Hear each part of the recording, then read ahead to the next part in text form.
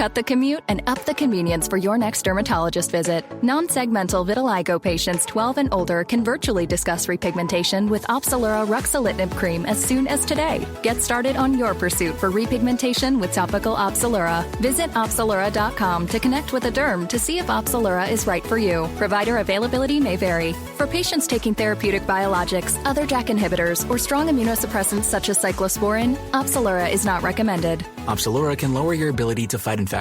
Tell your doctor if you have or had an infection, TB, hepatitis B or C, blood clots in your legs or lungs, heart attack, stroke, cancer, high cholesterol, are a smoker, or pregnant. Opzelura may cause serious lung infections, certain cancers, immune system problems, blood clots, and low blood cell counts. Major cardiovascular events or death occurred in those 50 plus taking oral JAK inhibitors. The most common side effects were acne and itching where applied. Call 866-564-8484 to learn more about prescription Opzelura for non-segmental vitiligo. Whether you pulled a muscle or need to boost your immune system, feeling better doesn't have to be hard. With express delivery from Walmart, you can get your health and wellness essentials delivered to your door in as fast as an hour. A healthier you wherever you are. Welcome to your Walmart. Restrictions and fees apply.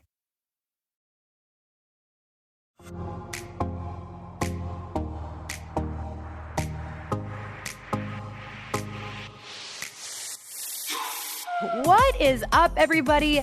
Welcome to Wholeheartedly with Kendall and Galey.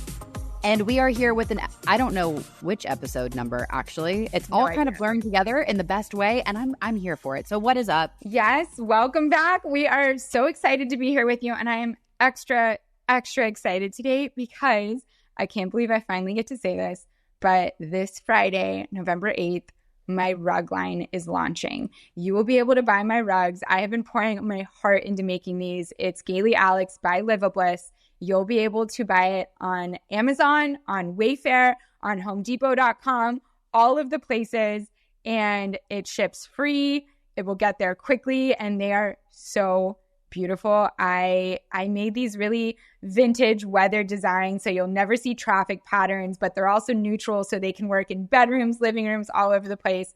And I am just so excited. We have so many different sizes. And also, fun fact, I named each of the collections, because it's 30 plus rugs, I named each of the collections after either streets I grew up on as a kid, people I loved, and maybe a few ex-boyfriends who are in there. That the rugs just their names? Yep.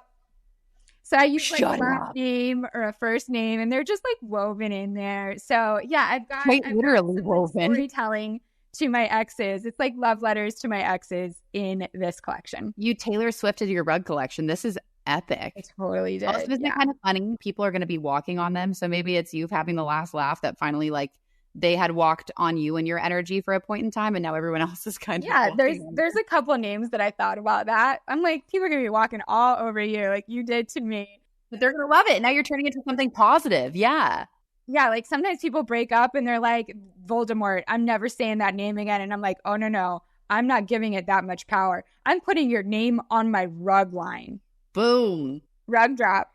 So now that you guys know about the big launch, I want to share a little story that happened this last weekend as I was launching the rug line in North Carolina. So what had happened was I got asked to go to High Point, it's actually really cool. It's in North Carolina, and it's like, imagine like this beautiful town with old brick buildings and train stations, and they shut it down. Like, it's a ghost town. Nobody lives there. And then 2 weeks out of the year, one in spring, one in fall, all of the furniture sellers and wholesalers come in and they fill up furniture locusts. Yeah, the locusts come and they sell their findings. They hawk their goods. They're good. And so it gets filled up with all these amazing finds. So all of the designers and buyers come in, and we walk through this huge town, and it's like different neighborhoods literally that you're walking through. I walked for 5 days straight and I still didn't get through every store. No. All day, every day. Yeah, it's insane. But what's cool is when you go into these stores,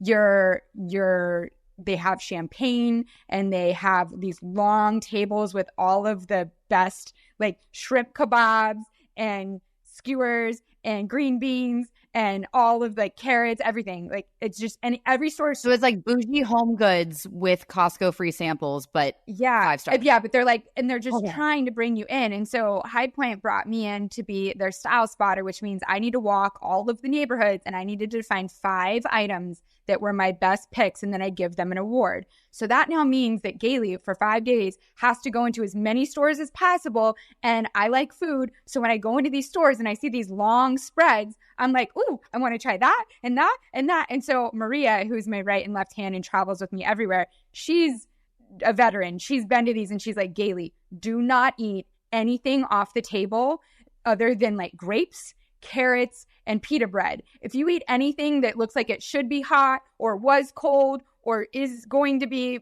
warmed up in a plate, like don't touch it because you will get food poisoning. These things are sitting out for 7 to 10 hours and they're just trust me, anytime I go to things like that. And I was like, okay, I can be a good girl. So for 5 days, I basically ate candy because it's in wrappers and pita bread and grapes and carrots. That was it.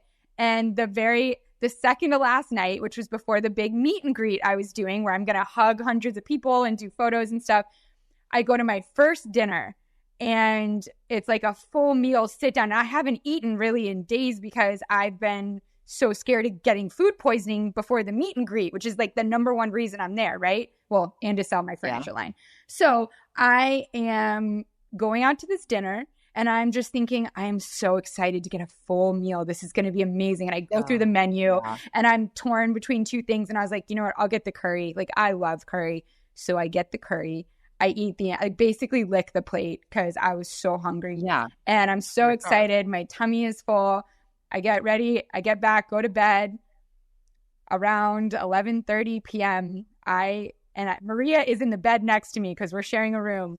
Poor Maria hears me like poltergeist just fly up and projectile vomit onto myself in the middle of the night. Then I sprint into the bathroom and she's hearing this and I hear her. She's like, oh my God, are you okay? And I was like, I 1000% have food poisoning. And she's like, oh my God, do you need anything? And I'm like, no, just go to bed. And so I turn on the faucet because it was so loud and aggressive. My stomach was reeling and I didn't want her to be awake all night hearing this. So I ended up counting. I did 22 trips from the bed to the bathroom. No. From 11:30 p.m. until 8 a.m. I basically just, after the 22nd trip, I was like, I'm just going to sleep on the floor in here. So I just laid down on the floor. And then 2 hours after I had my last episode, I was standing at a meet and greet in the middle of the High Point Market, greeting people, taking photos. And inside, my stomach was not okay yet. No, your stomach just went through war. Your stomach literally went to battle. And then it's like, can we lay down? Oh my God. But it kind of is like a reminder that you're not really in control. Because as much as I tried to control the situation of being very particular and precious about what I was eating for the sole reason of not getting food poisoning before the meet and greet, which Maria warned me multiple times over multiple days. And I was such a good girl. No. And then you woke and trusted it indirectly. And then I reverse manifested it. Oh, Galey. Yeah. So that happened. And then another missed opportunity. So I do the meet and greet. Everything's fine. I am just not eating anything because I just feel horrible still. And then the next morning I catch a really early flight and I have a 1 hour layover. And so I get this flight. I land in Charlotte, North Carolina. I'm in that airport. It's 8 a.m. and I'm going up the escalator. And I got so excited for a moment because I thought about getting home to the dogs and how excited they get. And I went into mom's coming home mode and I just got really happy. And then I suddenly realized that Charlie's gone and that this is the first time I'm coming home and she won't be there. And I just if anybody is going through grief or loss, it is not linear. You think you are completely fine and the next second a wave hits you and it's like a sadness, devastating tornado that just takes over everything around you and you can't unfeel all of the things that you're feeling. And it brought me to my knees. I was completely sobbing uncontrollably, like couldn't breathe, going up this escalator. And I get to like an intersection where you figure out which terminal you're going to. And I'm crying so hard I can't even see the letters. And I just know I need to get to terminal B to catch my flight that's leaving in 20 minutes. And I can't find it. And I'm just standing there, and the most attractive, tall, blonde pilot just comes up out of nowhere. And he's like, excuse me. He didn't even see that I was crying at that point because like I was looking the other way. He saw that I was looking up, I think, and around because he came from behind. And I turn around and he goes, "Can I help you?" Don't Kendall. Do not Kendall this. I make things gross. You make things sexual. Both of our minds are in different gutters. At least we cover both of them. So there you go. We do. We cover, we are an all-inclusive podcast here at Wholeheartedly. So I turn around and he goes, "Are you okay? Do you need help?" And I was like, "I can't find terminal B." And he goes, "Oh, it's that way." And I look over and I look back at him, and he gave me the most kind, like endearing, sensitive smile. Like, "I can tell you're going through something and I hope you're okay." But he also didn't want to call attention to it and make me uncomfortable. Yeah. And he was like, "Okay, well, let me know if you need anything." And I was like, "That's all I needed. Thank you." And I just keep walking. And like, it was out of a movie where I took 10 steps and I turned around and I looked at him and I was like, is he going to turn around and look back? And he started to. So then I turned around really quickly and kept walking forward. And it was, have you heard the theory of missed connections, where like you meet somebody, and they're like your soulmate, but it's at the wrong time. And so you feel something, but it's not allowed to happen just yet. And like, I felt like we had a missed connection. So I did a story on my Instagram and I was like, "Hey guys, this is what he looked like. He was going from this terminal to this terminal. I think he's with American Airlines. He was at this airport at 8 a.m. Like, does anybody know who this is?" And I had so many people messaging me, like, my friend's based out of the Charlotte airport and she's with American. She's a flight attendant. I'll have her look. And I was just getting photobombed with American airline pilot photos, and none of them were him. Are you sure it was American? I was in the terminal that American was the biggest airline for, so I assumed. Yeah. Yeah. Galey. So guys, if anybody, and when I say a Hallmark movie moment. And so when I say, if anybody knows, even it might not be American, so an airline pilot who has really, really naturally blonde hair and bright blonde eyebrows. Like, that was the most distinct thing, is that he was very fair skinned, light blue eyes, bleach blonde hair, but not like he dyed it. Like, he was just a very fair complected. Yeah, just naturally beautiful. And he was tall and he was so gentle and like soft spoken. Yeah. Okay, how tall? Probably like 6'1". Okay. 6'2". Build. We need to get really specific here. Everyone, we're on the hunt. He's on the leaner side. Like, if he were to play a sport, what sport would he have played in high school or college? Tennis. Oh, okay. That's actually helpful. Okay. Any accent whatsoever? No. Gut instinct, what part of the country did he grow up in? My guess would be the Midwest, because he had just a very kind, like, sincere energy. And I feel like I get that a lot from people from like Chicago, Ohio, places like that, Michigan. And it would make sense. There's a lot of blondes there. There's a lot of like Norwegian roots. Yeah, he looked Norwegian. He's probably 30 to 37, somewhere in there. All right, I'm just going to let the universe do their thing. Spark something uncommon this holiday with just the right gift from Uncommon Goods. Y'all, the busy holiday season is here, and Uncommon Goods makes it less stressful with incredible hand-picked gifts for everybody on your list, all in one spot. Gifts that spark joy, that they spark wonder, delight, and it's that, oh, it's exactly what I wanted feeling. Coolest part is that they scour the globe for original, handmade, and absolutely remarkable things. Somehow they know exactly the perfect gift for every single person that you know. Okay, here's a few of my favorite gifts that I found on their site. I found the most adorable mugs that you can customize, which we all know I have a coffee bean water obsession. And when you can get something custom for your favorite human in your life and also help them have caffeine at the same time, you know that that's a winner. Uncommon Goods looks for products that are high quality, unique, and often handmade, or they're made in the US. They have the most meaningful, out of the ordinary gifts anywhere, and they even have gifts that you can personalize, like the one that I love. Truly, it's such a separator when you're getting gifts for somebody when you know that it was made to order and just for them. To get 15% off your next gift, go to uncommongoods.com/heart. That's uncommongoods.com/heart.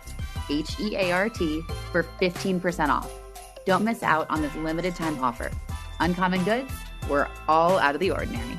You guys know I'm a huge animal lover, and that's because I come from a family of animal lovers. Most of us have cats and dogs.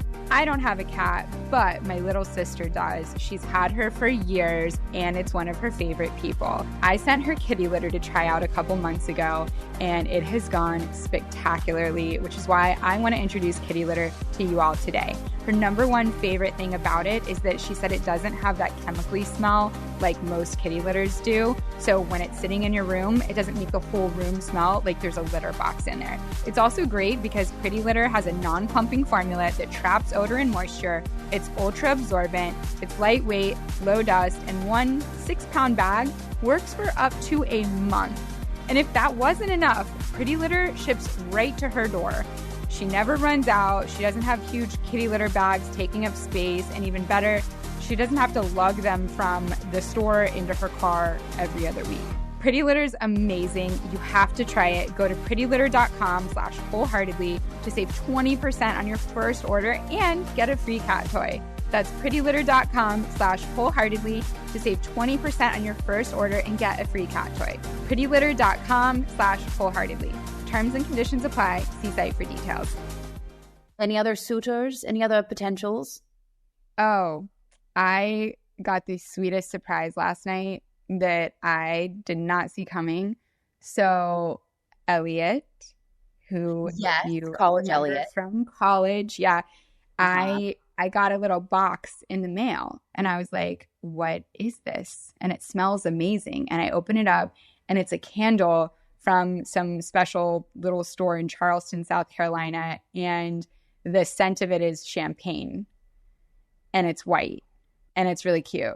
And I open up the card and I'm like, what is this? Like, is this a brand just sending me something to try and get me to like post about it or whatever? Cause we get that a lot. Yeah. And so that's always my first assumption. And then I open it up and it's a card from Elliot.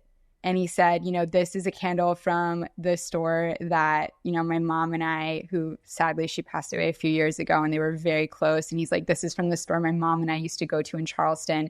And I know you don't drink, but I want to celebrate you. And so it's champagne scented because that's what you would drink to celebrate. So instead, I'm going to send you like champagne scented home decor because that's more you. And it was just like, and he's like, I know you're going through a lot, launching all of these things that are coming out, and writing your book, but if you have time, I'll be down in December and I'd love to see you. And I was like, okay, when were you going to tell me this? It happened last night. So I was saving it for the but pod. like, how do you feel about it? I feel like I can't stop thinking about it. It was so sweet. It was so sweet. And I think part of me, like I'm so scared because at this point in my life, no relationship has stayed. Like no relationship has worked out. So I almost feel like I want to like not get into one so that I don't ruin a friendship with somebody who like I've always really liked and considered a friend. But keep in mind, we haven't talked in 10 years since we made that pact that we would get married one day if we were both single. Which is ironic given the timing. I will say this, but like before we overthink this, before we consider every option, which we don't know and don't know what's possible, let's just take a moment for the fact that like that's a very nice, thoughtful gift. He's clearly making a point to say, I want to see you in December. So just go like have like, I don't know, go to dinner. That's it. That's all you're doing. And also, oh no, I already made up my mind for sure. I'm going to see him and we're going to go to dinner and let the dogs play or whatever. Cause, oh Oh, and icing on the cake is that along with the gift, he sent his Christmas card for 2024. Yes. And it's a picture of him and his dog. And it's like really funny where like it's like a cutout of them in front of like a tree or in front, like you can tell he like photoshopped it in a way to be really funny and clever. And then he's like, and I thought, you know, since I haven't sent you previous ones, I'd send you the last few years.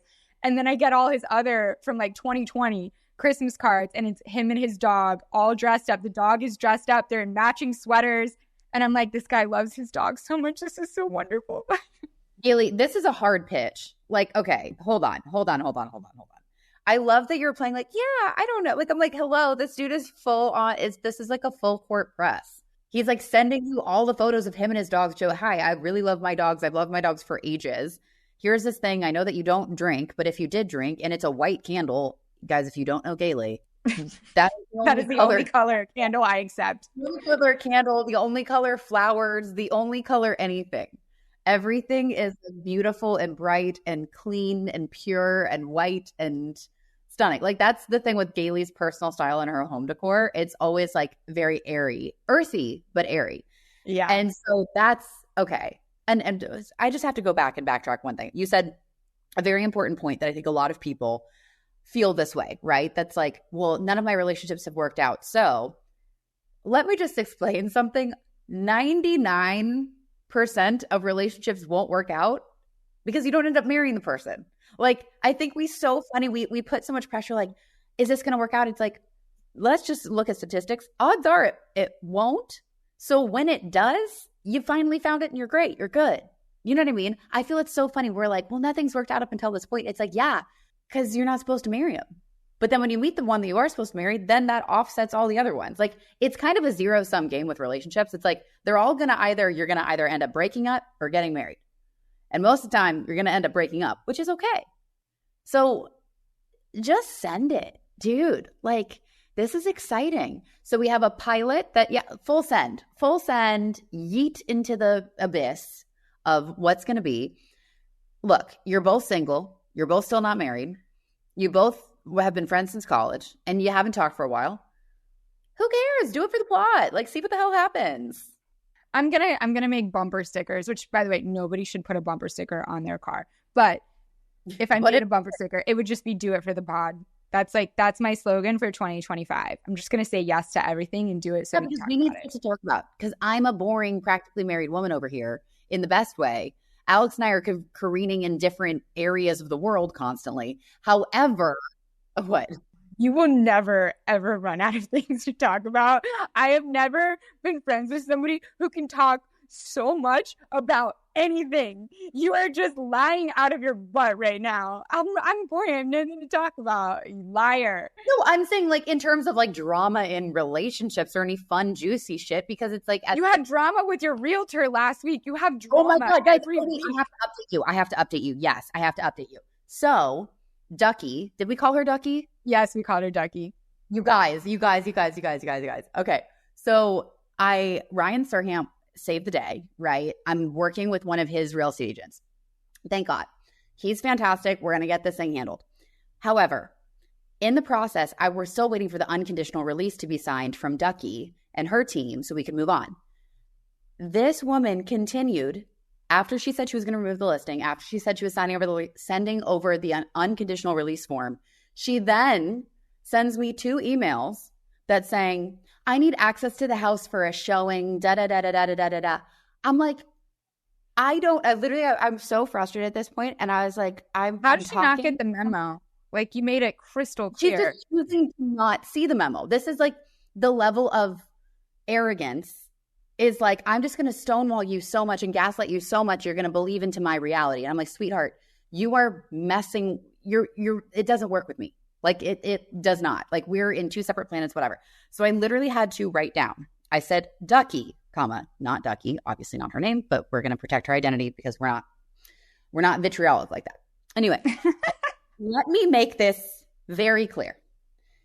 You berated Alex on the phone and hung up on him. You have threatened me and made terrible claims about myself and how I do business. We simply just want to part ways. You have until 6 p.m. Eastern to send over the signed form. Or tomorrow, my lawyer will be reaching out to you and your brokerage. He will be handling this conversation moving forward. And then I hated to do this, but I got kind of advice from another agent that was like, listen, you need to go to people that she knows and say, hey, that are affiliated with her and can do a phone call for you to kind of help convince her to like follow up on what she needs to be doing. And I said, listen, my lawyer will contact you. I will fire with the certain board. There's like a governing board of real estate agents in the area. I was like, I will file with them a formal complaint against you and your business and your brokerage. And if need be, I will go to the press. And I hate to be that person. And I absolutely loathe that. But the way that this woman would not take anything else for an answer. And so I was like, you have until 6 p.m. today. I really don't want to do any of the following things. All that has to be done to avoid this is simply sending the signed form that you said you would sign and remove the listing. Thank you so much.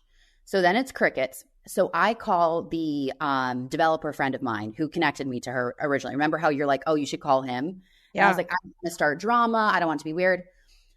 I'm like, okay, I'm SOL. I need to just reach out to him. She already started the drama. Like, yeah. This isn't you now. And he needs to know at this point, like, I don't want him referring her to other clients where she's been great to him. Obviously, he's a developer. He's got like a huge book of business. She's going to want to sell his properties and sell it well because he's building a ton of them. So I call him. He calls me right back. And he's like, oh my gosh, I am so sorry. He's like this sweet Italian, New York, Brooklyn dude. And he's just like, I'm so sorry. I feel terrible that I connected you.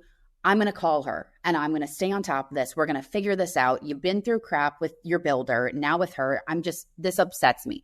And he's with his like Italian New York accent. He's like, I really don't like getting pissed off, but I'm about to get pissed off. But I'm going to keep it in. I'm going to keep it polite. But man, this really pisses me off. He's such a sweetheart. So he called her. All of a sudden, 2 hours later, what a flip turn. The signed release form is in my email for me to sign off on. And she said, thank you so much for the opportunity, like totally changing her tune, pretending like everything was great and, you know, wishing you all the best, all this. And I'm like, wow, revisionist history, but whatever. Y'all, it is handled. She is off the listing. I'm never working with her again. If anybody is in the area and has questions about who not to go to, don't go to her. Go to Ryan Serhant's team. They're fantastic. Moving on. Anyway. I knew from the beginning, I knew the builder was the one who was going to get her to flip. You were right. I like immediately read that situation. I was like, she has so much incentive to please him that if he tells her anything, she's going to do it. Even though I know you were trying to spare him the drama and like protect him. So like, bless your heart for that. But man, these people, like they want one thing, right? Like more business, and he's going to give her more business. So she's going to like bow down to him. But God, I'm so sorry. That's such a waste of energy and time. And you are so busy. Like that stuff, again, inefficiency. It's so inefficient. My number one thing is do your job, do it right. If you mess up, that is okay, but own it, rectify it, move forward. It is so true. You have to expect the worst so that you can prepare for the worst and you're not caught off guard. Because sometimes you can put like checks and balances in place in case something does fall through or somebody doesn't do what they say they're going to do, et cetera, et cetera. And you only do that when you expect the worst. If you expect the best and that everyone's going to be operating at peak efficiency, peak effort, peak accountability, peak execution, then guess what? You wouldn't need to have any of these backstops or checks and balances to protect yourself. But then when they don't do that, you're screwed. Yeah. Hey, and then mom, notice I didn't use the F word right there. I really wanted to, but for you, I didn't because I'm working on this. You're screwed. You're not effed. You're screwed. I mean, effed without saying the word, I think is actually a good one too. But I'm 100% with you. And I think that's, you know, it's an exhaustive lesson, especially not to be like, oh, as a woman, but it gets very tiring to feel like you always need to protect yourself. But the truth is when you're building businesses, when you're building what you want for your own life, you do. And I think it's unfortunate when you're a person that doesn't want to expect the worst in people. And maybe it's not expecting the worst. I think it's just not expecting much. Like truly, I'm always I think at this point, like the bar is in hell. And if you exceed the bar that is in hell, I'm pleasantly surprised. And if you end up being a really great person, wowza, what a great day. But I think changing the expectation for even how I go into business relationships, how I go into things, like now it's all just abundantly clear.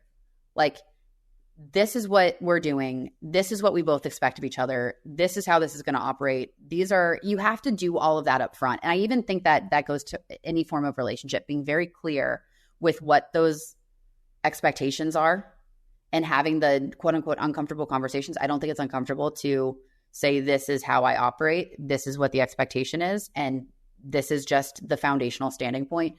Because otherwise, when you operate that people are going to over-index or index the way that you do, you end up just getting screwed over.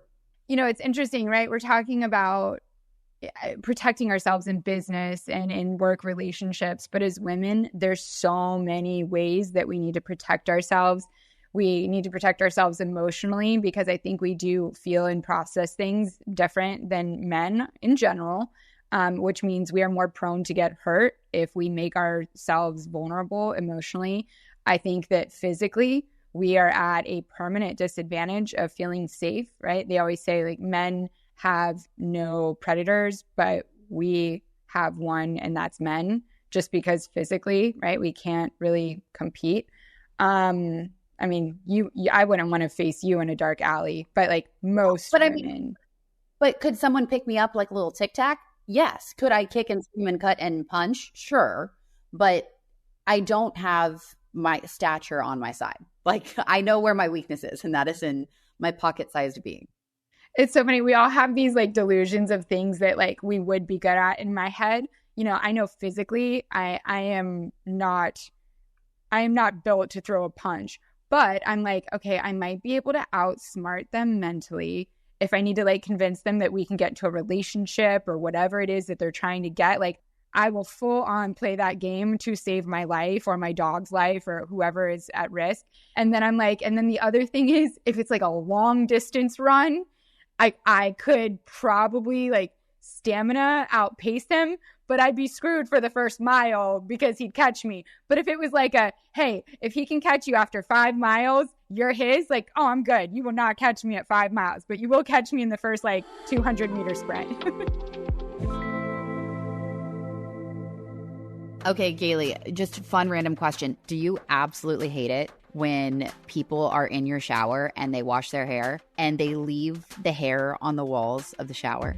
They draw like hieroglyphics in their hair on the walls. It is disgusting. Everybody should be on Nutrafol if they have hair monsters in their shower because it decreases shedding. I've been using it for a year. I take 4 pills every morning with a little bit of water, and then I eat a little something to like wash them down. And not only have I not had hair monsters and decreased shedding, but all the sides where my hat touches, that's where I was starting to get thinning, and I don't have breakage and thinning there anymore. No, right. You know what's wild? When I started using Nutrafol, I've been using it for a few years as well. I'm absolutely obsessed. It's thicker, it's fuller, just like my roots as well. They just feel more cleansed. I don't know how else to put it, but it, like when I put my fingers through my hair, it feels a lot smoother and thicker than it ever did before. But what's wild about it, the way that taking Nutrafol has brought all of the little hairs on the nape of my neck back to life, truly, everyone's root causes of hair thinning are different. So a one-size-fits-all approach to hair growth doesn't cut it. Nutrafol has multiple formulas that are tailored to give your hair what it needs to grow throughout different stages, like postpartum and menopause, wink, wink. So y'all, get results you can run your fingers through. For a limited time, Nutrafol is offering our listeners $10 off your first month subscription and free shipping when you go to Nutrafol.com and enter the promo code wholeheartedly. Find out why over 4,500 healthcare professionals and stylists recommend Nutrafol for healthier hair. It's Nutrafol.com, spelled Nutrafol.com, and the promo code is wholeheartedly. That's Nutrafol.com, and the promo code is wholeheartedly, WHOLEHEARTEDLY. Galey, you and I are so different on that. Like, you can run marathons. You're just like, like, 7 miles this morning. Meanwhile, I'm like full on, I'm more like Shikari energy. Okay. Give me 100 meters.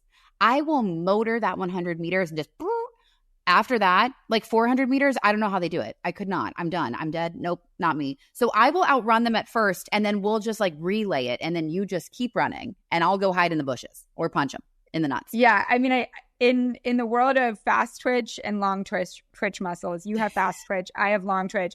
In terms of safety and protection, I think fast twitch is probably more favorable, because if I can't outpace him in the first 100, it doesn't matter that I can beat him in a 5-miler, I know. You just got to let me punch him a couple times and then like hide while then you distract them and keep running. I'll run to the next town, and I'll find the first person who can help who's 5 miles away, and I'll get there so fast, and hopefully you're not dead by the time we get to you. That's fine. If there's something that I do know, I will fight to the finish. I feel like I could tap into some Kill Bill energy and get it handled. But speaking of that, actually, did you see on Instagram? I saw this last week, and I was like, I'm sure you probably did see it. Alana Marr had this really wild story that she told about being at a nail salon in LA, mind you, which, having just been in LA, dang, that city has gotten really grimy. It was really heartbreaking to go back to places that I grew up and just be a little bit heartbroken, because it's different than I remember it. And some of the sheen isn't there anymore. And I do believe the city will come back, but it's going through a really rough patch right now. And there's a lot of drug use. There's a lot of dilapidation in Los Angeles that needs some help. And anyway, so Alana was talking about, and I'm not going to put her on blast. I know exactly where she's staying in the Hollywood area, because I know that location because I've been there before. So I know what apartment building she's in, and it's very nice and safe and beautiful. So I think I know where she went to go get her nails done. And she was talking about how she was one of the last ones left in the nail salon. And then this man came in. And the man came in towards the end, and the nail techs were kind of acting a little shifty or like kind of weird. And she got a pedicure, and her pedicure was done. And she got like normal nail polish, not gel or anything. So she was waiting for it to dry. So it was like going to be another 15 minutes at the end of the night. And the nail techs kept coming up to her and be like, hey, no, they're not dry yet. They're not dry yet. They're not dry yet. And she was kind of to the point where she was like, that's weird. I've been here like 20 minutes. I'm pretty sure they're dry, and I kind of want to go home and go relax. So she just kept waiting, but she was noticing this guy in the nail salon was being a little odd. So the guy finally leaves, gets his pedicure. He's done. And the nail techs came up to her and said, thank you so much for staying. We just didn't want to be here alone with him. He's a little, he makes us a little bit uncomfortable. And she goes, no, oh my gosh, I totally understand. Like, yeah, we got to look out for each other. It's unfortunate we have to do that, but of course. So she's then leaving the nail salon. Well, guess who's waiting outside around the block? That dude that was creepy from the nail salon. And he goes up to her and he says something like, are you going to come home with me? Or something really forward and really sexual. And she's like, absolutely not. I'm not. And he was getting like really kind of in her face, and she held the line and kept moving. And Alana is obviously a very strong woman. And I mean, hello, have you seen her stiff arm someone from she is the Olympics? A human assassin for a living. Like, she gets paid to take people out, And it's really fun to watch her strong arm people. I'm like, so fun. That stiff arm. It is incredible. Like, if you guys don't know, Alana Marr is, which you should know her. She is the rugby player from Team USA. She shot to fame during the Olympics. She talks about, being strong and being powerful in her body. I love her to pieces, and she's hilarious too.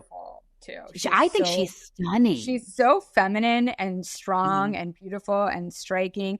And I did see this on Instagram, and I just good. I thought I was just like, this is.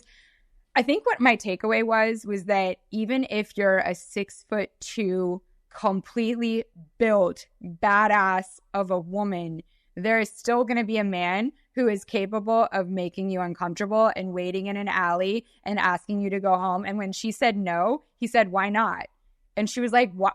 I don't need to give an explanation to why not. But the fact that he kept pressing her, and I just can't imagine that even with her capabilities and strength, you still are weaker and like a potential.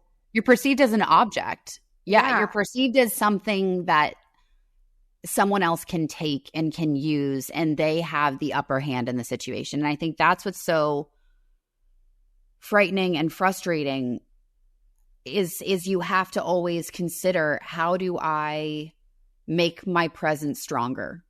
Like, I hate the fact as women, we always have to think, how do I protect myself a little bit more? Like, I've had these conversations with Alex often, and it's funny, like whenever I'm with him, obviously I can like la la la la la in my brain because I'm with a taller, larger, strong man. And I hate to say this, but like, I feel like I don't have to look over my shoulder as much because I know he's looking out, and the way that men will not mess with him because in most rooms he's taller and stronger than the people that we're around. And it's weird to say down to physical stature or something like that, but he commands this energy of like, oh, like nobody will mess with us when we're together. And what's very interesting about that is I explained to him, I was like, oh, okay, well, you know, I'm going to have my phone on me. Or if he's like in the car somewhere, I'm like, okay, I'm going to go here. I'm going to do this. I'm like, oh, I got to make sure I lock the car. Like all these little things that I do to naturally look after stuff. Or like we're driving from New York to DC, and he's like, oh, let's just stop at a rest stop. I'm like, no, I don't want to stop at rest stops. And he's like, what do you mean? He's like, babe, it's a rest stop. That's where you can stop off the freeway. I was like, no. I was like, sweet. When I would drive from New York down to you in DC, I never stop at rest stops. That's where women get trafficked.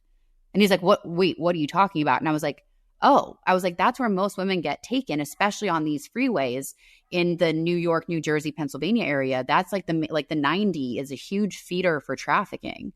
And I was like, what they'll do, like there could be a napkin in the door handle, and that on that napkin is something that if you touch it and you put your hands by your face, it'll knock you out and you'll go unconscious, and that's how they grab you.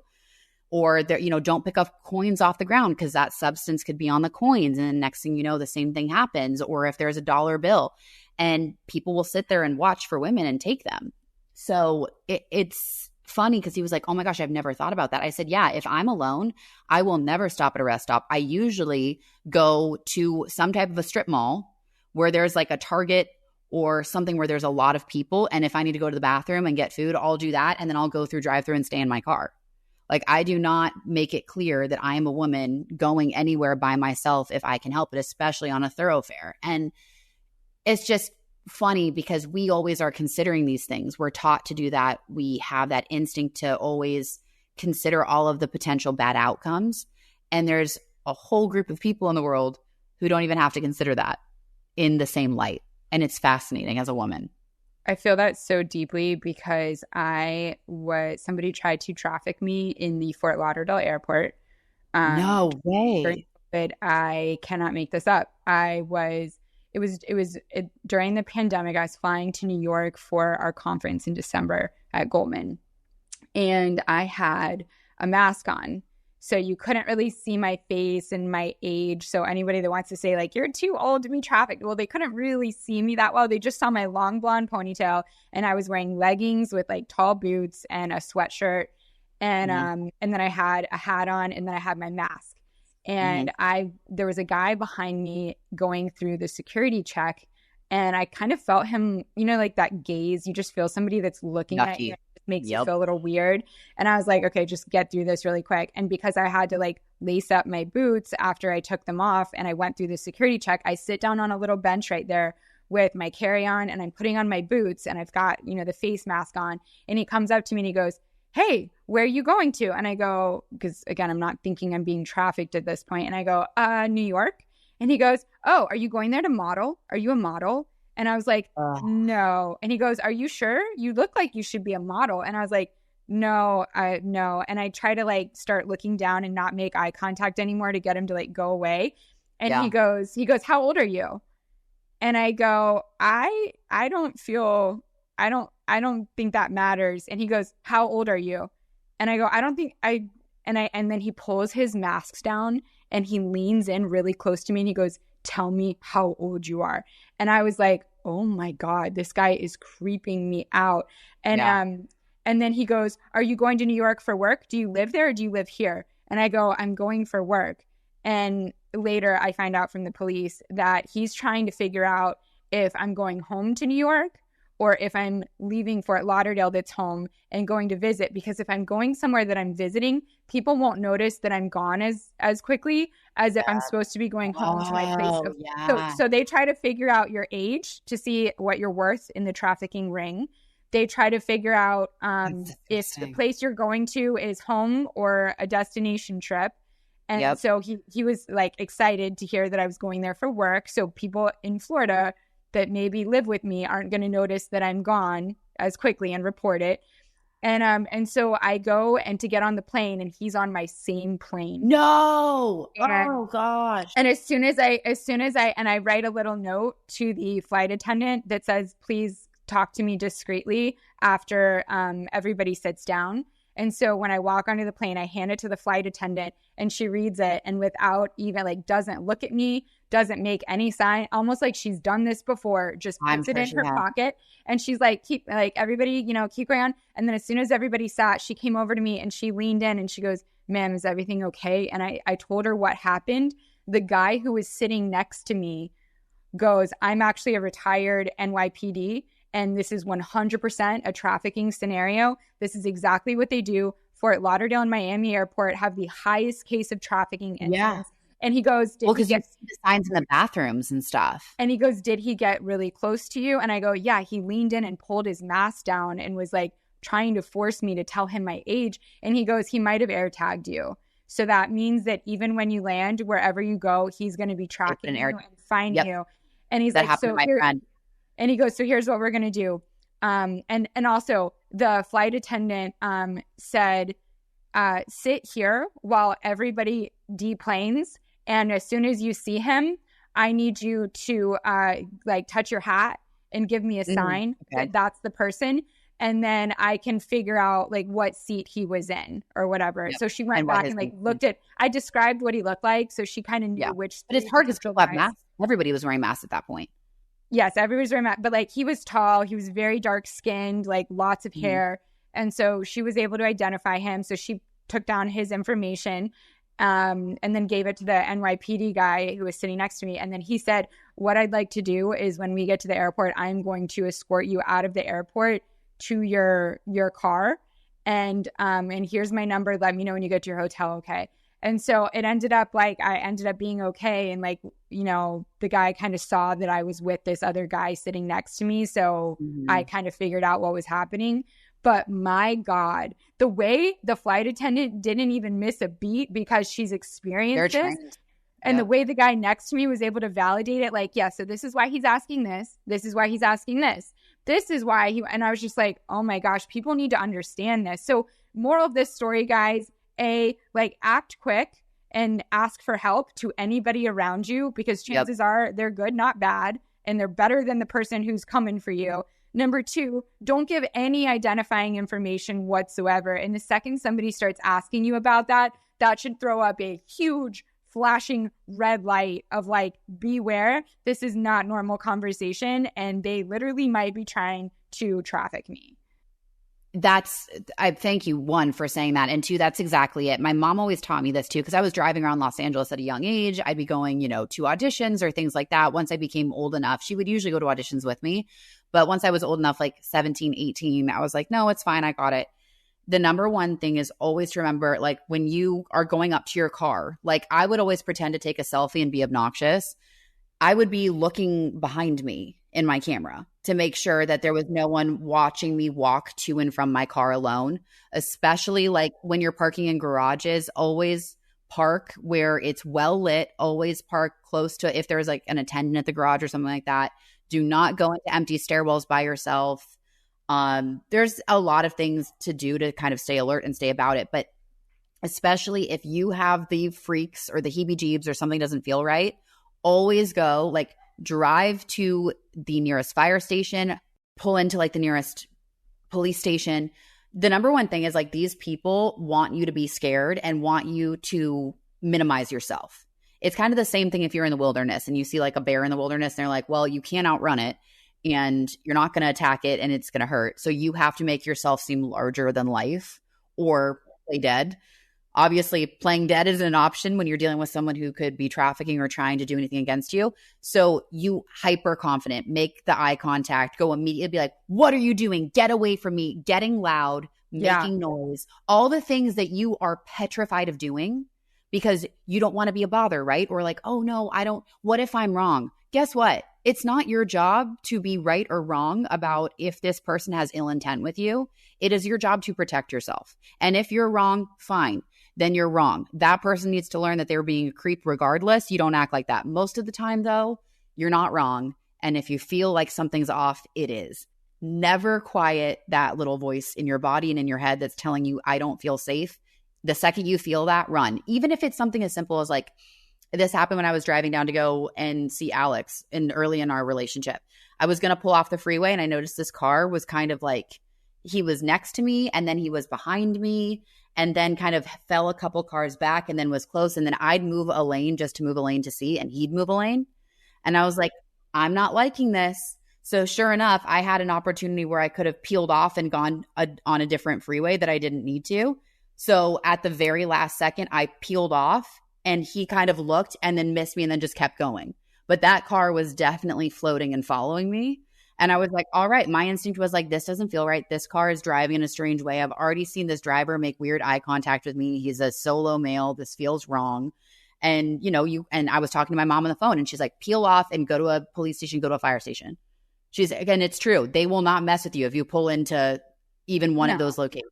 No, and they'll do things like, if they see you at a gas station, they'll come up and slit your tire like on the other side while you're filling up and you don't even realize it, knowing that in a couple miles you're going to have to pull over because you can't drive. Yep, now they're going to be able to pull over and say, hey, let me help you. And you're like, oh my gosh, thank you so much. And you kind of let your guard down because you're more focused on the fact that your car is on the side of the road and you need help than you are thinking about your safety. So they do all these little tactics to try and it's all about isolation. Get you alone. Yeah, exactly. And so always, and that's the other thing, always, if you're uncomfortable or in the back of an Uber or anything like that, one, you need to be sharing locations as a woman with multiple people in your life at all times. Like, know the people that you can. Also, when you are traveling to and from a location, if you are going on a run, if you are doing something, you always have a buddy, meaning you have someone that you text when you get there and you have someone that person has your location and you let them know when you're home safe. Always. You always watch your back before you go into any doorway. If your back is turned in a door frame or even you're going into your house, you make sure that you check behind your back before you go back inside. And then on top of it, you lock your doors immediately. Like there's so many little things to do to have that kind of awareness. And I hate that we have to do that as women, but having little safeguards and safe holds is so important. I want to recommend this girl's Instagram. Let me pull it up. She's fantastic. She's a former, I want to say she was like a forensic detective. Oh my gosh, I need to find it. I will find it. We will put it in the show notes. It's a really great account to follow. And she gives all these safety tips and different things to do, know about what's happening, what criminals are doing, how they're targeting women or children or things of that nature. And I learned so much from her. My mom and I end up sending each other like her TikToks and her Instagrams all the time. And it's little stuff like that that's really important. But a big thing I will say is with these air tags, and it's become a significant problem. One of my girlfriends, very beautiful, is a model. She was, again, because they fly all the time for work and whatnot. And she was at baggage claim. And all of a sudden, she got an alert on her phone. She was about to get into her car that there was an air tag that was on her that wasn't hers. So she goes through. Sure enough, it was an air tag and someone was trying to traffic her to find out where her next location was. And they were going to try to pick her up there. She went immediately to the cops at baggage claim. She was about to get into her Uber and she called a friend and they're like, no, that's not right. Do not get in that Uber. Don't do anything. Don't leave the location where this happened at when you got the alert. And so she went in and talked to the cops and they said the exact same thing. They're like, we're having such an issue with these air tags. Let us take it. We'll open a case. We'll see who it's registered to. But the problem is some of these air tags can be registered to like IP addresses and fake account. Like there's a way to hide the initial identity of like who has this air tag and where it's going. So I didn't know that. So you're saying that if just that one little thing could have been the difference between like life and death for her, right? As like crazy as that is. And now if they're going to make other companies are going to make air tags, then you can have an iPhone and still not know that somebody just air tagged you. Well, they're making these tracking tags and things that are even smaller. And great. I know. And guys, obviously we don't want to fear monger or anything, but I think awareness is really important in how you are, just some of the habits that you do to protect yourself. Always carry pepper gel. Not pepper spray. It's too hard to use. Pepper gel, because the gel is a biatch to get out of your face and it's more direct. So you can control the spray of pepper gel a lot more effectively than you can spray. If you have wind and you spray into pepper spray the pepper spray into like a gust, it's going to blow back on you. I 100% have maced myself. If there's takeaways you're getting from this, 1, pepper gel. 2, be aware of any ear tag signals that are not yours. Always just like keep your bag at the front of your person. Check your bag, clean out your purse, make sure there's not things attached to that. If you see a white napkin or anything on your door handles, do not touch it. Go and call the cops immediately. If anything is near your car while you're getting gas, anything of that nature, check behind you, check in your car when you get into your car, check the back seat before you just start driving off. As women, our legs and glutes are the strongest part of our bodies. So we can kick 10 times better than we can punch because of where our center of gravity is. If you're on the ground kicking somebody and yelling at the top of your lungs, I don't know you, you're trying to kidnap me, I'm scared, help me, something like that very loud, people will immediately get that signal. Someone will come in to help. But you have to be comfortable with making yourself uncomfortable in an uncomfortable situation.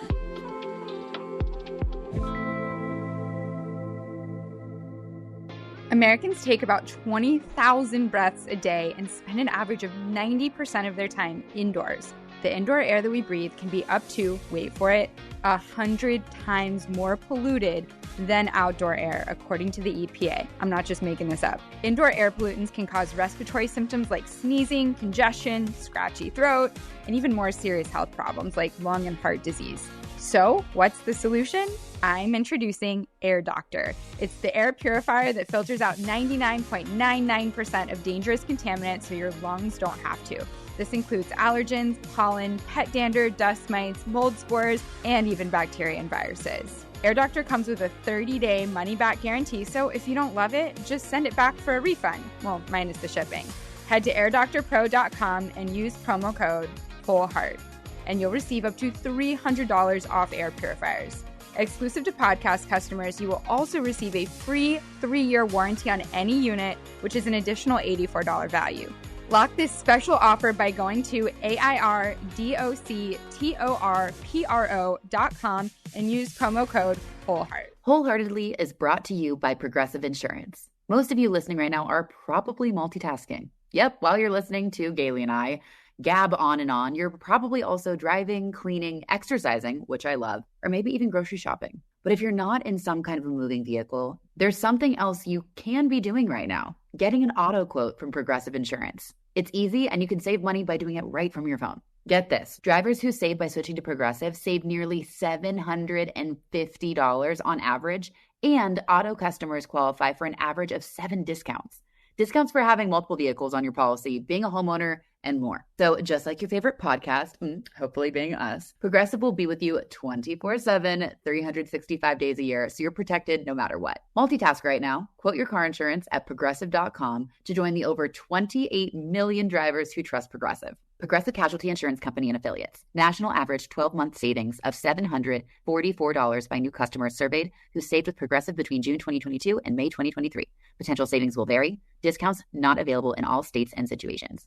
You are spot. Cut the commute and up the convenience for your next dermatologist visit. Non-segmental vitiligo patients 12 and older can virtually discuss repigmentation with Opzelura ruxolitinib cream as soon as today. Get started on your pursuit for repigmentation with topical Opzelura. Visit Opzelura.com to connect with a derm to see if Opzelura is right for you. Provider availability may vary. For patients taking therapeutic biologics, other JAK inhibitors, or strong immunosuppressants such as cyclosporin, Opzelura is not recommended. Opzelura can lower your ability to fight infections. Tell your doctor if you have or had an infection, TB, hepatitis B or C, blood clots in your legs or lungs, heart attack, stroke, cancer, high cholesterol, are a smoker, or pregnant. Opzelura may cause serious lung infections, certain cancers, immune system problems, blood clots, and low blood cell counts. Major cardiovascular events or death occurred in those 50 plus taking oral JAK inhibitors. The most common side effects were acne and itching where applied. Call 866-564-8484 to learn more about prescription Opzelura for non-segmental vitiligo. Whether you pulled a muscle or need to boost your immune system, feeling better doesn't have to be hard. With express delivery from Walmart, you can get your health and wellness essentials delivered to your door in as fast as an hour. A healthier you wherever you are. Welcome to your Walmart. Restrictions and fees apply. On and everything you're saying, sophomore year of college, they made the women's track team take a self-defense course. Like university sort of required it because we're out running by ourselves at all hours. And so here we are, all these little tiny girls in this self-defense course with all these men that are really big and they're like, you know, suits that make it so we can kick them and punch them and all that stuff. And the biggest takeaways, like they had us walk up to a fake ATM machine and then they came up and grabbed us from behind and they grab us like at the stomach and then put their hands around our mouths so we can't scream. And so they said like the second they touch you before they can cover your mouth, the second they touch you, you start screaming. Then if they like go to grab your throat, put your arm up so that you can try and create a little bit of space for you to breathe. Yeah, a little leverage. Where they're like holding you. If they grab you, you know, with their whole arm around your neck, like put your hand up. And then if they're choking and then bring your shoulders up. Yep. Yeah. And then if they're choking you, you reach up with your hands because chances are they're choking you with both hands. Reach up and you try to literally gouge their eyeball out because if you pull their eye out of their head, they're going to stop choking you. And then it was all about the crotch. Like you just keep kicking every way you can, like kick and try and get up and under in the crotch. And it's better to go in between the legs and up than right at it because you're more likely to like catch. It's more sensitive. Yeah. The other thing too, again, I highly recommend a jiu-jitsu based self-defense class for women. So you can so if someone's choking you like this or choking you like this, which they usually are, this is hard to show on myself, but someone's hands are essentially this way on you, right? Elbows are breaking points. Elbows only bend in one direction, even if someone's double jointed. Yeah. So what you do is when someone's doing that, you take your arms up and you smash down. It will break the chokehold. There's so many really fascinating things that you can do that you don't have to be stronger. You just have to know the pressure point and the leverage. And that's where I highly, highly, highly recommend women take jiu-jitsu based self-defense courses. If you got kids, for anybody, sons as well. I think it's important to, you know, if you have young men who want to know how to protect a woman or protect themselves, God forbid. It's not like this just happens to women. It happens more often to women. Yeah. But very, very important to learn these things. But a lot of it, I would say the number one thing is being able to advocate for yourself and being able to make noise and be loud. And I think I get very passionate on this because I think that's the reason why I love fitness so much and I love doing what I do and what I will continue to do is that when people feel empowered and more confident, they will advocate for themselves. They will make noise. They know that there's something they need to fight against. And the unfortunate truth when it comes to abductions or kidnappings or being trafficked, when you leave the location with which you were abducted at, the likelihood that you'll be recovered cuts significantly down. By the minute. By the minute. And like 10 minutes goes by. Yeah, it gets worse and worse. And so you want to do everything to stay put where someone is trying to take you, where your car is, where there's because the biggest thing is they're going to try to lure you out to where you're isolated so that people don't notice.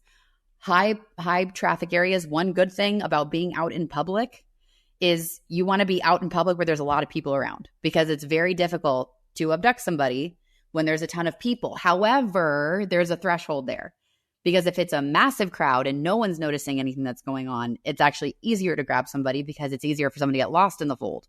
So it's that happy medium that you have to consider, but always advocate for yourself. Always be loud. Always be obnoxious.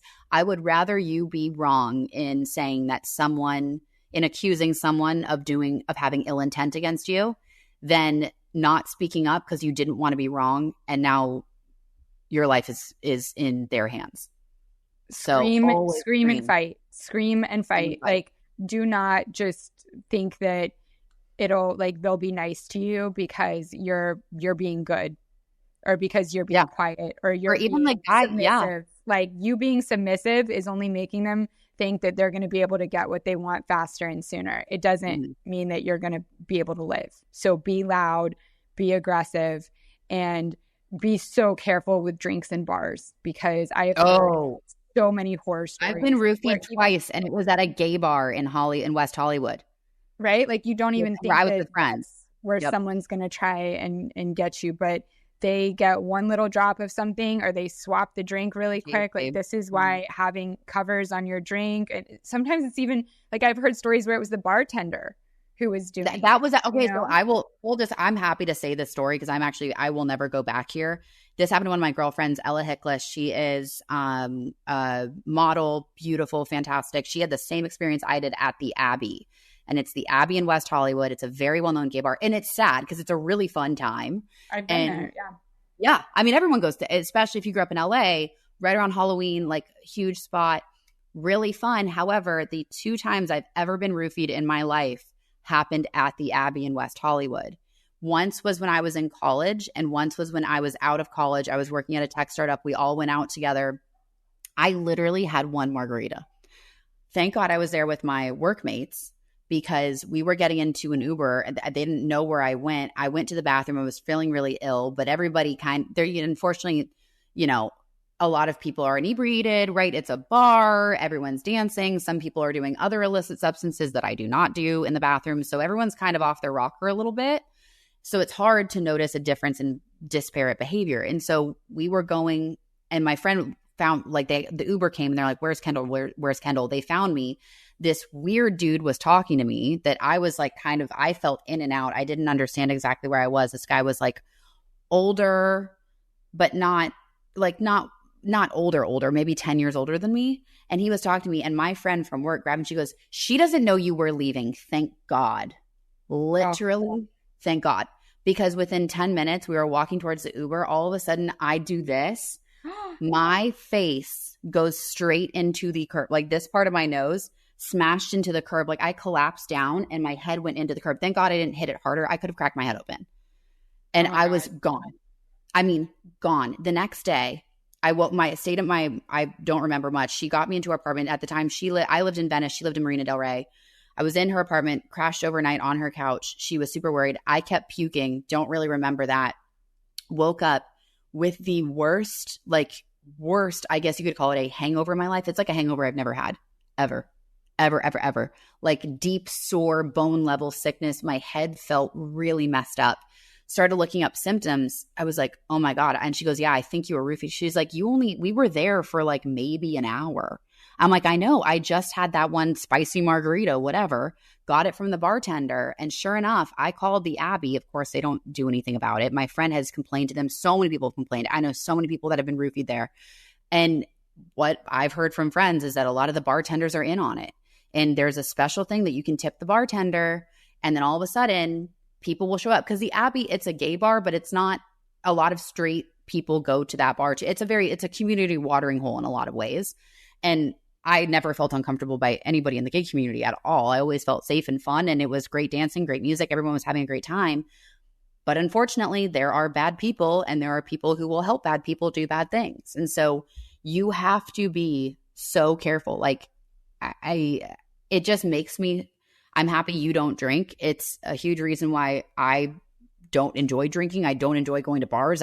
All of that. It's just not part of my life anymore because there's just too many risks. There's too many things where I don't trust what it is. So it's so scary. This is why I don't even want to, I've already decided I'm not going on dating apps. Like, I'm not doing it because I feel like that's almost too scary of a way for me at this point to meet somebody, because I would rather it be a referral or something organic where I feel like it's less premeditated. And I don't know. I can't, with where you are in your life and career too, like there is a level of extra shine trophy to you because you have a big following and a big business. And a lot of people find that like catnip for narcissists. That's, there's when you have an extra sheen or an extra glimmer of something where people feel like, oh, I want to take that and have some of that for myself. You do have to be extra discerning. Like, I mean, shoot, I was on a dating app before I met Alex. I met Alex on a dating app. So it can work, but we're going to find you somebody. I'm not worried about that. Or you're going to meet the pilot or, college man or Elliot. It just, we got options. This is great. But I'll tell you, there was one person. Oh my God, this was so messed up. I went on, this is early days for me at Peloton.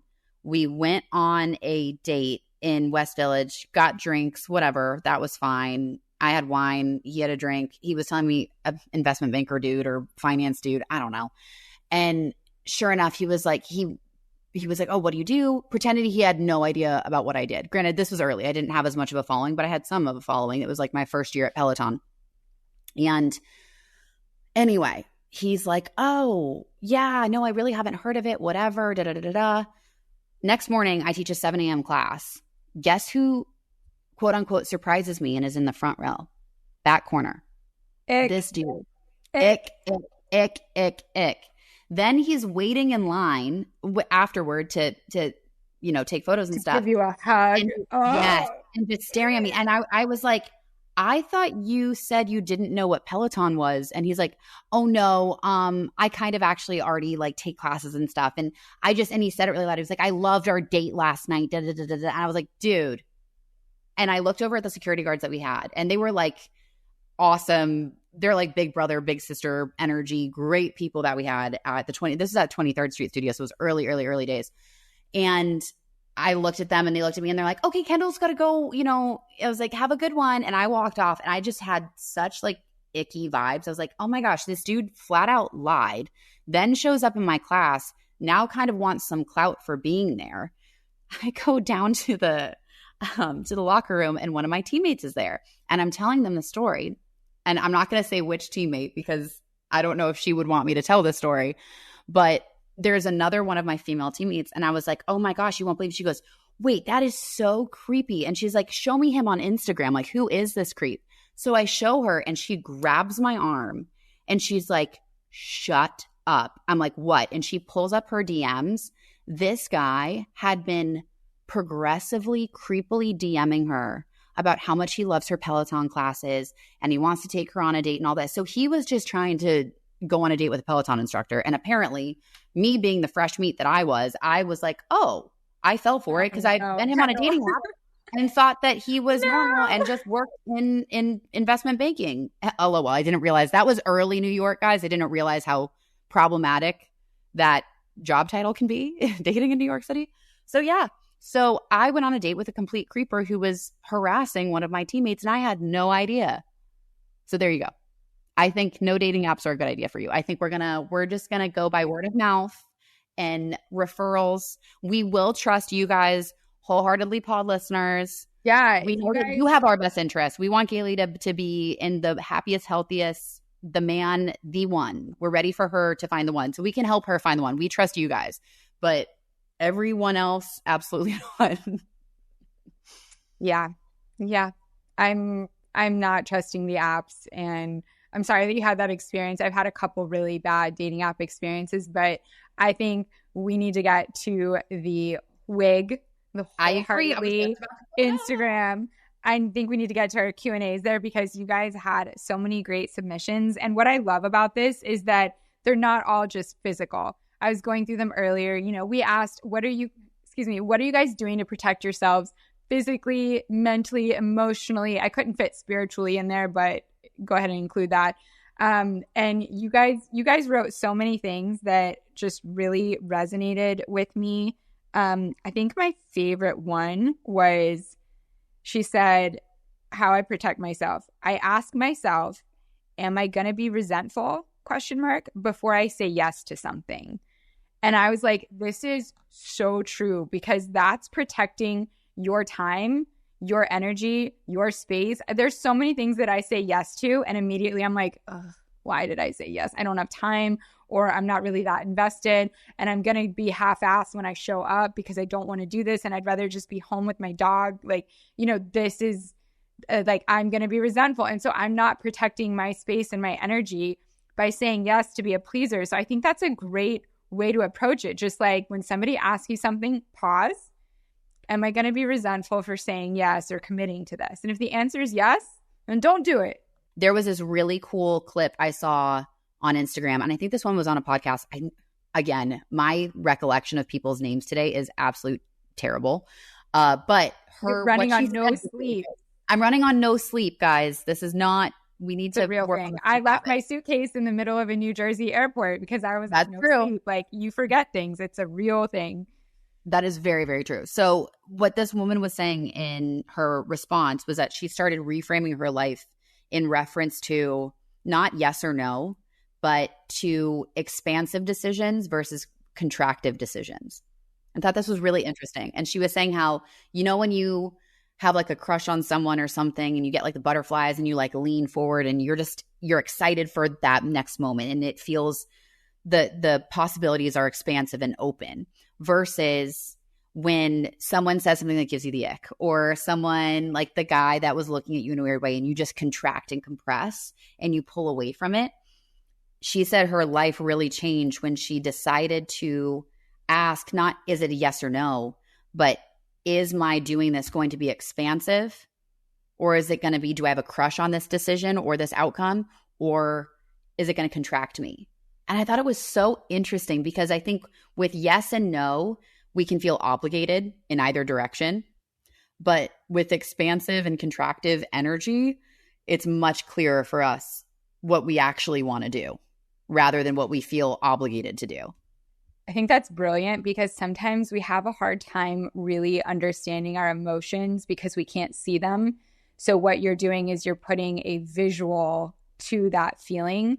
And you can visually say, like, is this making my chest flutter and like I'm expanding and like opening up my shoulders and wanting more of this? Or am I retracting and contracting and getting smaller and feeling icky, or like somebody's taking energy from me and it's shriveling me up? Like you can visualize it that way. And I think that's easier than understanding what your emotion is understanding like what your body will look like when you really think about that answer. Yep. I totally agree. Ooh, ghost mode. Someone said this. She said ghost mode. Let the people close to you know, but take time to focus solely on you. The way I'm even tempted to do this with social media, I technically can't, because if you completely ghost, it kills your engagement. And we have we have businesses on these platforms, but the way that there's so much power in just isolating, stepping back, and just falling in love with the work in the process, and just discipline. It's like it's ghost mode, monk mode.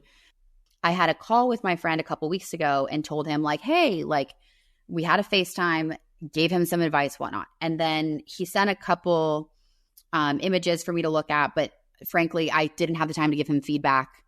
And I was like, hey, I'm going to be really, really busy. I have a lot going on. Also, as a friend, you can see that I'm in LA, that I'm on a plane here, that I'm here. It's a lot. And then I get another text message, I think a few days later, and it was like, I'm just so disappointed. If you don't want to help me, just say it. Very accusatory. And I just wrote and I said, truly, I am at my max capacity. I haven't been able to reach back out to you. Here is my advice, like what I said before. I think this is the direction for you to go. I'm supportive of you, but this is the best I can do right now in terms of communicating. I literally haven't even talked to my mom today. I will tell you, when you go into ghost mode, if people get upset or have an issue with you setting those boundaries and just focusing on yourself, there's an imbalance of power. And it's okay that someone can feel that way, but it's not your job to convince them why you care or anything like that. When you have your priorities and you have to power through and protect yourself, you have to do what you have to do. Something somebody said as one of their responses on our Instagram was like, I keep my circle small. And I think Amen. that there's so much to be said for keeping your inner circle very, very small, because I would rather be able to give all of myself to a couple of people than give tiny piecemeal pieces of myself to a ton of people, because I have 20, 30 friends deep who I interact with on a monthly basis. Like my circle is so small, they could all fit in my guest bathroom at the same time. Like, and we'd fill it up and nobody else could fit in. Like, that's it. It's like 8 of us, and those are, plus my family. And those are the people who get the immediate response. Well, I'm a little bit psycho, so I respond to everybody immediately. Like the friend who called you, I would be on a phone call right now with him again, trying to help, because I need to learn better how to set boundaries, which is something I'm learning a lot from you, actually. And I've really appreciated. I'm like, how would Kendall handle this? Because I know I just want to give all of me until I deplete into nothing, but I need to really start protecting myself. So I've started getting better at that, but I do protect myself a little bit in that I run really, really small and tight with my circle. Well, and that's, I think, and it's funny, I've learned so much from you on these days when I'm exhausted and I feel like I don't have more. And I'm like, no, I know I need to not just isolate and even procrastinate a little bit because I feel so sensory overwhelmed that sometimes I just shut down. I'm like, I do need to get this response out and I am going to feel better. And I want to show up in this way for this email, for this thing, because it does matter to me. And I'm going to push myself a little bit in that. So it's cool how we're both learning those elements from each other. But I'm with you. I definitely need to, how do I put this? I think in this phase of my life with everything I'm building, there's some people that are less of a priority because I don't have the capacity to make them a priority in that same way. And unfortunately, like if it means that our relationship can't survive that shift in energy and focus and attention, then that relationship and that friendship is just not supposed to be a part of this next chapter potentially. And I'm okay with that. I'd rather be more present and I'm kind of going through a purge of like, who can I really be present for? Who do I really need to show up for and have the capacity to do so versus not? And what's so interesting is that when you're figuring out who you have that capacity for and who you don't, that is basically telling you who you want in your small circle.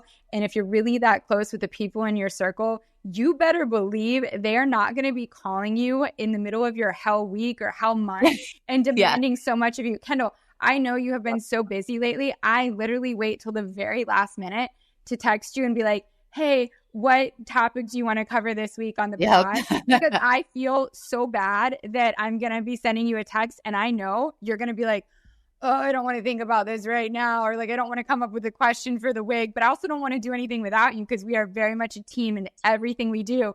So I cut it down to the littlest amount of time. I know, which you hate because you love to have a plan. It's like one day away. So what about this topic? I'm like, yeah. Instead of being like, oh shit. What topic do you want to do? I'm like, hey, Kendall, I was you don't have to me. I appreciate so that you don't even have to think. You can just say yes or no. And then I can be like, okay, and what about this question? You can say yes or no and I'll throw it up because like we yin and yang and I'm going to be really busy at some point and then you're going to be doing that. You're going to be posting it for me because that's what you do when you're in the inner circle. You know so much about what's going on that you can respond and react and communicate in the way that you know is going to be most helpful to your friend. And it's not about me. That's about friendship. And that's good relationships is that you're actively mitigating for what that other person needs. And you're saying, oh, I can, manipulate myself a little bit to help them out here. And I know that they're going to do the same thing when the shoe's on the other foot. And then the unfortunate truth is the only way you find that out is by then trying to do that with other people who don't do that with you. And you're like, all right, well then we're not at that same level. They're not a core friend. Like, we're not that close. Like if you don't understand, if you're not picking up what I'm setting down, if you're not catching what I'm throwing, we're just not that close and you're not going to get it. And that's fine. And you don't deserve any of my energy. So like, you don't even deserve an explanation of how busy I am. Go look at her Instagram and you'll see Kendall is literally on a plane every 4 hours in a different city. Yeah. So and like we launched, the other thing, we launched trucker hats this week, literally getting that up, getting that launched. They sold out in an hour only from the newsletter. I know your hats shipped so quick because you announced it and literally 2 days later, people are posting it. And I'm like, dude, how did she get those hats out that fast? I got the best fulfillment out of Nashville, baby. Nashville moves quick. Also, some of those people lived in Tennessee, so that's part of the reason why. But yes, they shipped fast, which is great. Okay, so what are we working on this week? I will let you start. What is the goal this week that we're working on? I read a quote. I apologize. I don't know where it came from, but it was to the effect of like, when you get out of a relationship, don't be tempted to go back into an old toxic relationship because just because you're thirsty doesn't mean you should drink poison. And I was like, this is so true. Like, you're feeling kind of alone. I've been alone for a few months now. And I'm like, okay, maybe I do. And then like exes start reaching back out and things. And you're like, no, that was toxic. Just because I'm thirsty, I'm not drinking poison. Like, I would rather wait. And so, yeah, that's what I'm just kind of not responding. And that's where I'm going with that. I love that. I think you'll get to a point where you're so enjoying the I guess isolation, or this new chapter of being by yourself and finding all these new wonderful things, that you're going to meet the right person and be like, oh, but I kind of like how I've built my life right now. Do I want to bring you into it? Like that. And that's the best spot to be in. I know. It's going to be hard to pull me There you out, go. It's good. This is exactly what we want, because this is the foundation that needs to happen for that person to show up. So I love this. I would say this week, what am I working on? Frankly, I feel like I'm still working on it, guys. The basics. I'm excited for this week. My family, we're going to be, obviously the elections happening. And so we're going to be in a beautiful place in the desert, hunkering down and just being present with each other. And look, we're not getting political at all. No matter who you're voting for, it's wild out there. And I think everybody's just exhausted of it all. And so I'm just really happy to have some quiet time with my family in nature at this beautiful property and get back to basics. So family time, joy, singing, lounging, freaking sleeping and getting proper sleep, and just the human needs. I'm really ready for that to be the focus for the last couple months of this year. And I'm going to kick it into effect now that it is November, which is wild.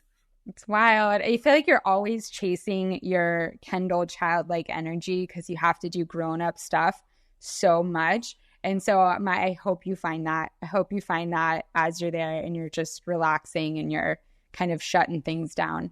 Well, guys, thank you so much for being a part of this, always giving us a space to just talk and think through things, share our things, share your things, answer your things, answer each other's things. There's so much we have that we want to keep doing. So every time you like, every time you comment, it helps us so much and it allows us to keep doing this and keep growing. So we appreciate any energy you put towards us in that way. And we love you with our whole hearts. We do. Like, comment, subscribe. Let us know what you want more of. And we will be back to you next week. And don't forget, I have my reg line launching this Friday, November 8th, but something that already launched and we should be all over are Kendall's hats. You can sign up and get them on NKO Club. She's also got an Instagram, and they sold out this, I think within an hour of her posting it to her NKO Club. So now she's making more, and you can pre-order them, and they will ship in the next couple of weeks. So sign up, get those hats. All right. Bye, y'all. We'll see you soon.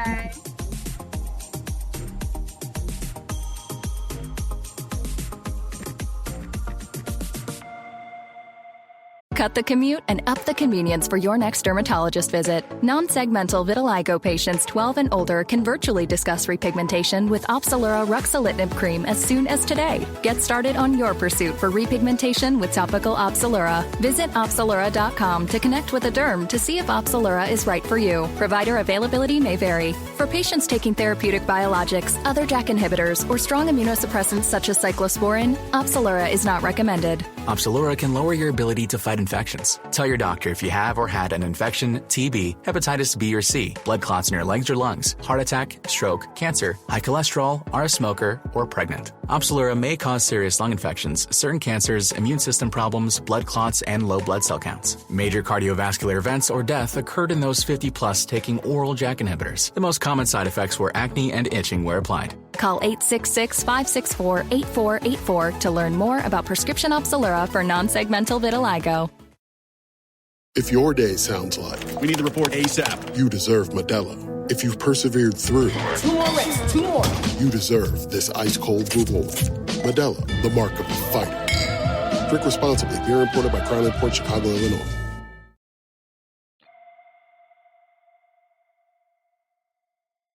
Cut the commute and up the convenience for your next dermatologist visit. Non-segmental vitiligo patients 12 and older can virtually discuss repigmentation with Opzelura ruxolitinib cream as soon as today. Get started on your pursuit for repigmentation with topical Opzelura. Visit Opzelura.com to connect with a derm to see if Opzelura is right for you. Provider availability may vary. For patients taking therapeutic biologics, other JAK inhibitors, or strong immunosuppressants such as cyclosporin, Opzelura is not recommended. Opzelura can lower your ability to fight infections. Tell your doctor if you have or had an infection, TB, hepatitis B or C, blood clots in your legs or lungs, heart attack, stroke, cancer, high cholesterol, are a smoker, or pregnant. Opzelura may cause serious lung infections, certain cancers, immune system problems, blood clots, and low blood cell counts. Major cardiovascular events or death occurred in those 50 plus taking oral JAK inhibitors. The most common side effects were acne and itching where applied. Call 866-564-8484 to learn more about prescription Opzelura for non-segmental vitiligo. After the end of a good fight, you deserve an ice-cold reward. Modelo, you put in the hours, the energy, the tough labor, because you know the bigger the fight, the better the reward. Modelo, the mark of a fighter. Drink responsibly. Beer imported by Crown Imports, Chicago, Illinois.